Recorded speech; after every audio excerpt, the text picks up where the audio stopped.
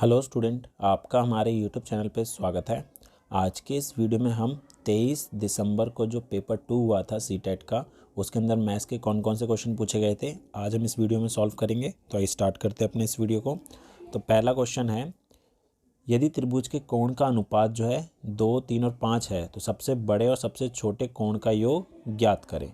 तो यहाँ हमें पता है कि जो ट्राइंगल है उसके तीनों एंगल का जो सम है वो कितना होता है, 180 डिग्री होता है। ठीक है, यहाँ पर तीनों एंगल का रेशो दे रखा है 2:3:5 का। ठीक है, तो हमें बोला है कि सबसे बड़ा और सबसे छोटा इन दोनों एंगल का सम पूछा है। तो सबसे छोटा हमारा 2 वाला होगा। तो कैसे निकलेगा सबसे छोटा, 180 का 2 बटे इन तीनों का योग कितना आ रहा है, इन तीनों का योग आ रहा है हमारा 10। तो 2/10 हो जाएगा। तो इसको सॉल्व करेंगे, 18 दूनी 36 डिग्री। तो सबसे छोटा एंगल जो है हमारा 36 डिग्री हो गया और सबसे बड़ा निकालेंगे 180 का 5/10। तो इसको करेंगे तो ये हमारा कितना आ गया, 90 डिग्री। तो पूछा क्या है यहाँ पर, इनका योग ज्ञात करना है। ठीक है, तो क्या करेंगे, इनको जोड़ देते हैं, 90 और 36 कितना हो जाएगा, 126 डिग्री। तो ऑप्शन नंबर सी जो है हमारा करेक्ट आंसर हो जाएगा। अगला क्वेश्चन देखते हैं। अगला है, यहाँ पर हमें इसको सॉल्व करना है। यहाँ पर हमें x की वैल्यू दे रखी है, y की वैल्यू दे रखी है और z की वैल्यू दे रखी है। इसको हमें इस इक्वेशन में पुट करना है और सॉल्व करना है। तो आइए देखते हैं। तो यहाँ पर 2x की वैल्यू हमारे पास -3 है, तो -3 का क्यूब और y की वैल्यू कितनी है, 2 है। ऐसे अगले में पुट करेंगे, 3 × -3 और 2 का स्क्वायर -3 × 5 का स्क्वायर प्लस x हमारा कितना -3 है तो इसका स्क्वायर हो गया, z हमारा 2 है इंटू 5y है, 5z है। ठीक है, अब यहाँ सॉल्व करेंगे, 2 का 2 रहेगा इंटू 3 का क्यूब कितना हो जाएगा, -27 इंटू 2 माइनस प्लस हो जाएगा, ये 9 इंटू 4 हो गया, 2 का स्क्वायर। ऐसे इसको करेंगे प्लस और 25 को 3 से करा तो 75 हो जाएगा, प्लस 3 का स्क्वायर 9 और इंटू 10 ये हो जाएगा हमारा 90। अब इसको सॉल्व करते हैं तो ये कितना आ जाएगा हमारा, ये हो जाएगा हमारा 2 को 2 से करा 4 और 27 को अगर मैं 4 से गुना करूँ तो कितना हो जाएगा, 7 चौक 28, 2 और 10, 108 माइनस का और प्लस 4 निम 36 हो गया, प्लस 75 और प्लस 90। तो अब क्या करेंगे, इसको सॉल्व करना है तो इन तीनों को ऐड कर देते हैं। तो 36 और 75 हमारा हो गया 111। ठीक है, और 90 इसमें जोड़ेंगे तो ये हो गया 201, 201। अब 201 में से घटाना है 108 को, तो 11 में से 2 गए, हमारे पास कितना बचा, 3, 9 और ये 0, तो हमारा आया 93। तो ऑप्शन नंबर सी जो है इसका करेक्ट आंसर होगा। अगला क्वेश्चन देखते हैं। अगला है, यदि एक पासे को 2 बार फेंका जाता है, संख्या का गुणनफल सम होने की प्रायिकता क्या है। अब यहाँ बोला है कि एक पासा जो है उसको 2 बार फेंका है, तो बोला है संख्या का गुणनफल जो है वो सम होने की प्रायिकता। तो देखिए 2 बार फेंका है तो पासे में हमारे पास 1 आता है, 2 आता है, 3 आता है, 4, 5 और 6। दूसरे पासे में भी 1, 2, 3, 4, 5, 6 होता है। अब अगर एक पहले में 1 है और दूसरे में 1 है, तो अगर मैं इसको इससे गुना करूं तो हमारे पास क्या आएगा, 1 और 1 हमारा 1 ही आएगा। ठीक है, ऐसे ही 1 को 2 से करें तो 2 आएगा, फिर 1 और 3 का 3 आएगा, 1 और 4 का 4, 5 का 5, 6 का 6। तो अब यहाँ पर कितने जो है वो इवन नंबर है, मतलब कि सम संख्या है। तो यहाँ पर 2 है, 1, 2 और 3। तो यहाँ हमने 1 से अगर पेयर बनाए तो हमारे पास कितने इवन नंबर आ रहे हैं, 3 आ रहे हैं। ठीक है, इसी तरीके से अगर मैं 2 के पेयर बनाऊँ, 2 और 1 को अगर गुना करूँ तो 2 आएगा, 2 और 2 को करूँ 4, 2 और 3 को करूँ 6, 4 से करा 8, फिर 10 और फिर 12। तो यहाँ पर सारे के सारे इवन नंबर हो गए। मतलब कि अगर मैं इवन नंबर से पेयर बनाता हूँ, ठीक है, दूसरे डाइस में, तो सारे इवन आएंगे। तो यहाँ पर देखिए इवन नंबर कितने, 2 है, 4 है, 6 है, ठीक है। तो 3 नंबर ऐसे हैं जिसमें सारे के सारे जो हैं इवन आएंगे। तो 3 गुना 6 टोटल 18 नंबर तो ये हो गए। और अगर ऑड नंबर से पेयर बनाते हैं तो देखिए 3 ऊपर आए थे, इसी तरीके 3 से बनाऊंगा तो भी 3 आएंगे, 5 से बनाऊंगा तो भी 3 आएंगे, ठीक है। तो 3 गुना 3 हमारे पास 9 हो गया, 9 और 18 27 हो गए। तो 27 इवन नंबर आएंगे मल्टीप्लाई करने के बाद। तो प्रोबेबिलिटी क्या पूछी थी, संख्याओं गुणनफल सम होने की प्रायिकता, मतलब इवन आना चाहिए।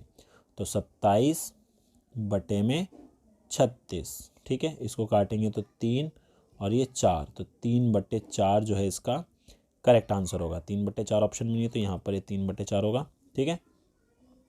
अगला है, यदि एक दुकानदार किसी वस्तु पर उसके क्रय मूल्य से 30% अधिक अंकित करता है और अंकित मूल्य पर 20% छूट पर बेचता है, उसका लाभ या हानि ज्ञात करना है, ठीक है।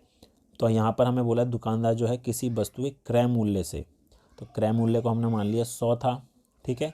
वो 30% अधिक अंकित करता है, तो 30% अधिक करेगा तो इसमें 30% अगर मैं जोड़ दूँ तो 130 हो जाएगा, ठीक है।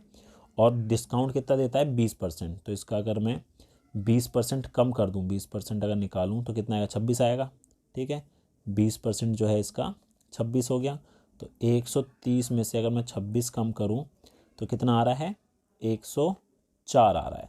अब क्रय मूल्य उसका स्टार्टिंग में 100 था, अब कितना हो गया है, 104 हो गया है, ठीक है।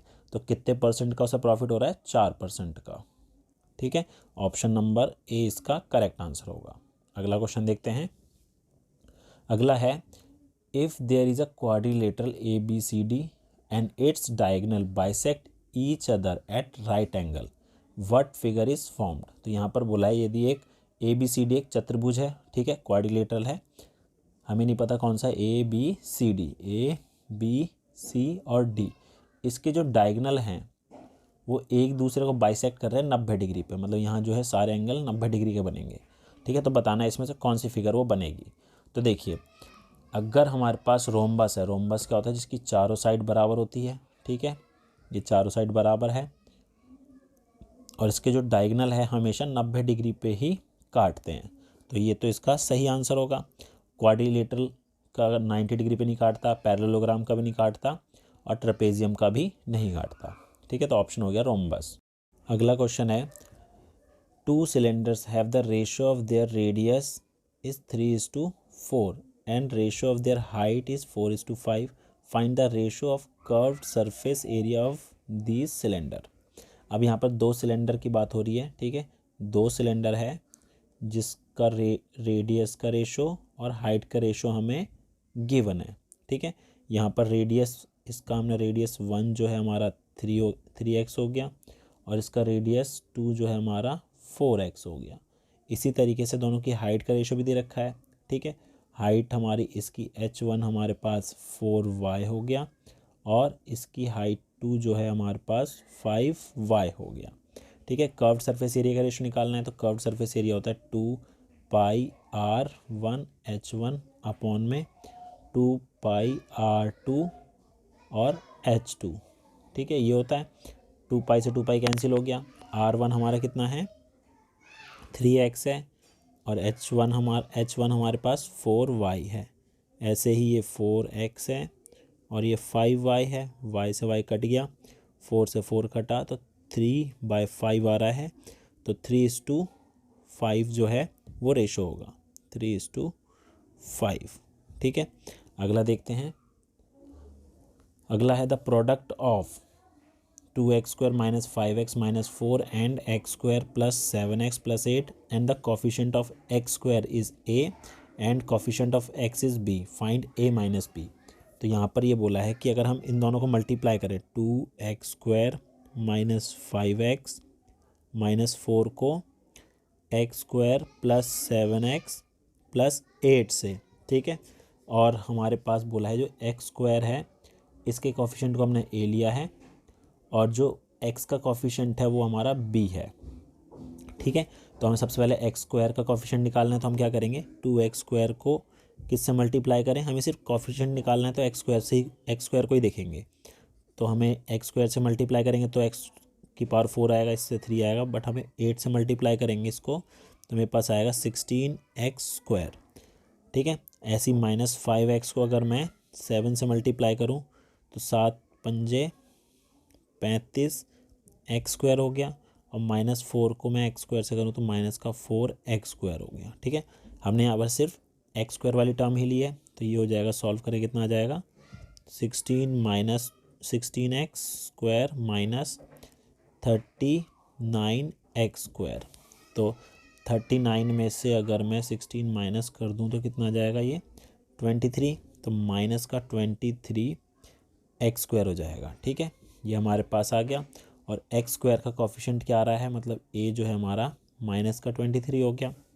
अब हम x का कोफिशिएंट निकालते हैं, तो उसके लिए हम क्या करेंगे, -5 को 8 से मल्टीप्लाई करेंगे तो कितना हो गया, माइनस का 40x। ठीक है, और -4 को 7 से करेंगे तो 7 चौक 28, तो माइनस माइनस प्लस होता है तो माइनस का 68x आ गया। तो यहाँ पर हमारे पास जो b है वो हमारा माइनस का 68 हो गया।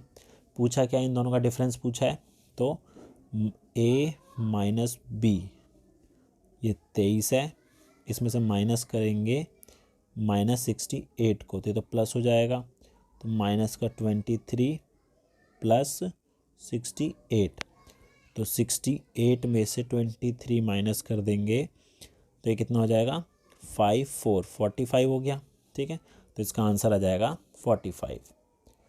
अगला है, यहाँ पर हमें दे रखा है 21x + 12 इक्वल टू -4x - 8।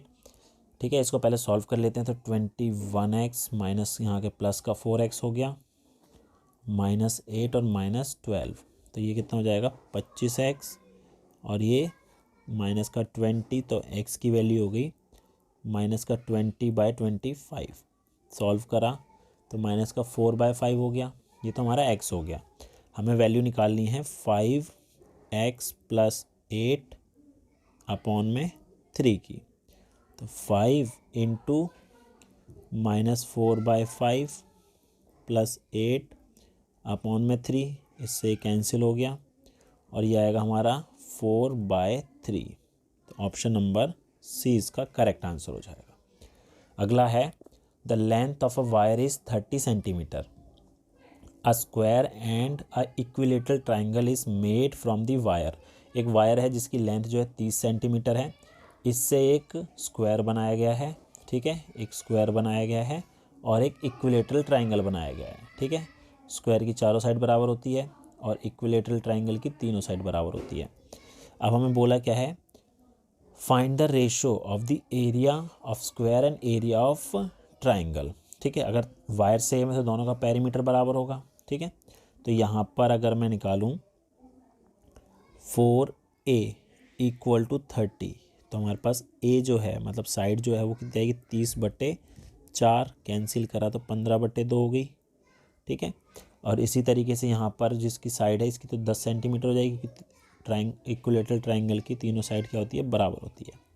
तो एरिया का रेशो पूछा है, तो स्क्वायर का होता है a², मतलब कि 15/2 गुना 15/2, और इक्विलेटरल का होता है √3/4 इंटू साइड स्क्वायर, तो मतलब कि ये 100 हो जाएगा। ठीक है, तो 4 से तो ये कट जाएगा दोनों। ठीक है, और अगर मैं 5 से काटूं तो ये कितना हो जाएगा, ये हो जाएगा 20, और ये हो जाएगा हमारा 3।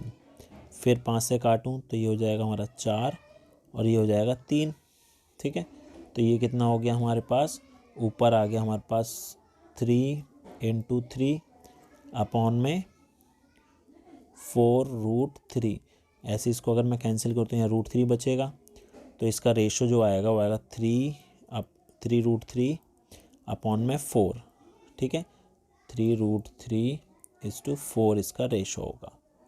अगला क्वेश्चन है, a room is a cuboidal in shape whose length breadth और हाइट आर, वो हमें लेंथ ब्रेथ और हाइट तीनों दे रखी है। ठीक है, find the cost of painting the faces except the roof at the cost of 5 rupees per centimetre square. अब एक क्यूबॉइडल शेप का रूम दे रखा है। ठीक है, यहाँ पर ये बोला है इसकी लेंथ, ब्रेथ और हाइट हमें गिवन है।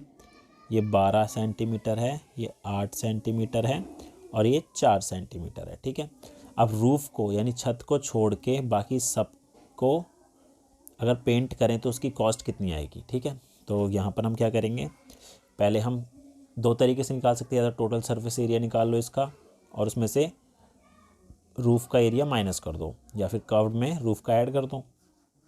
तो निकाल लेते हैं 2L + B × H, ये हमारा चारों दीवार का हो गया, प्लस कर देंगे जो फ्लोर का है L × B।